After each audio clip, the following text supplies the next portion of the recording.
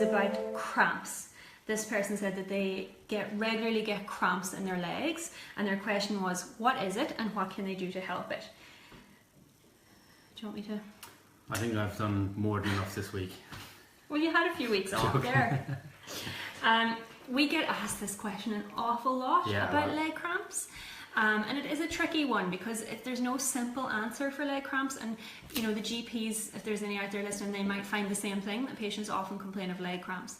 I think when we take a step back and look at, so what we're talking about here, leg cramps, if you know, some of us probably experienced a muscle cramp at some stage. It's where the muscle really tightens up, can be really sore, and you have to try and get it stretched out in order for it to calm down. An involuntary muscle contraction. Involuntary muscle contraction.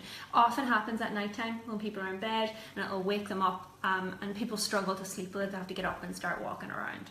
So muscle cramp can happen for several different reasons.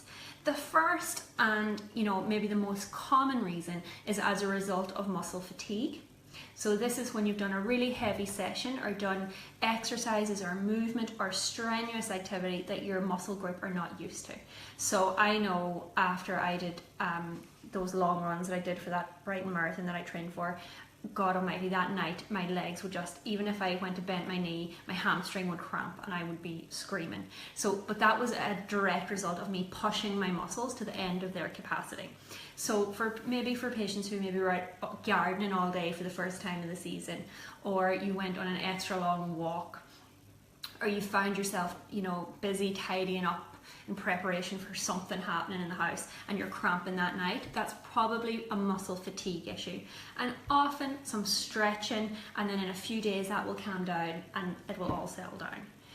Another common reason for cramp is to do with circulation. So this is where the muscles are not getting adequate blood flow, and we're talking at a micro level here. And that will happen to patients who might have a history of cardiac issues going on. So, you know, who might have had stents fitted, who might have a history of cardiac surgery, who have basically narrowing of their blood vessels. So the blood struggles to get to the tiny little vessels that innervate the muscle. And you'll find at night time they're up walking around, and their cramp is often eased by movement because that increases blood flow and reduces the cramps. That's a very hard one to manage long term.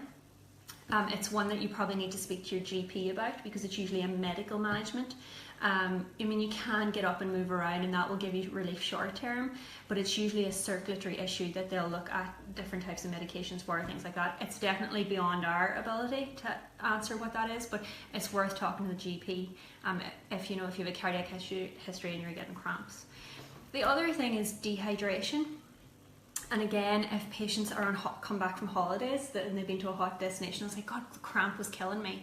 And that is where, again, the muscles just aren't getting enough fluid intake and it's causing cramp. So, and the dehydration can link to where some of the essential minerals or nutrients the muscle aren't getting either. So things like magnesium and potassium, if you're dehydrated and your muscle isn't getting them, then you're more prone to cramp. Tonic water is not good for the cramps. It's got quinine in it. Quinine in it. Yeah, which generally the GPs or the doctors for people with heart problems would generally prescribe quinine quinine. I'm not sure how you pronounce it, for muscle cramps and muscle spasm. But it does occur naturally and freely in tonic water. The gin, whether or not the gin is necessary, is debatable, but it's no harm, I think, including the gin in the tonic water. That's a joke. We are not recommending gin and tonics for cramps. Okay, so that's why they say the tonic water. Yeah, tonic water. Yeah, it's not just a myth. Actually. So that's the potassium and the magnesium. But it's got quinine. So it's quinine is a natural mineral. You could supplement too, probably from a health food store or something like that. Again, you can chat this through to your GP. Advice, before just going taking. Yeah, absolutely. But I guess it's been aware that dehydration or changes in those essential minerals can increase the risk of cramp. Regardless of the causes, so regardless of whether it's dehydration, muscle tightness, lack of blood flow, or mineral imbalance, either way, you need to stretch the muscle, all right? Because the muscle is already tight.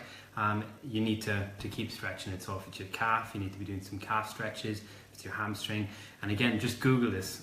Google the stretches. Really, really simple, really, really easy to do.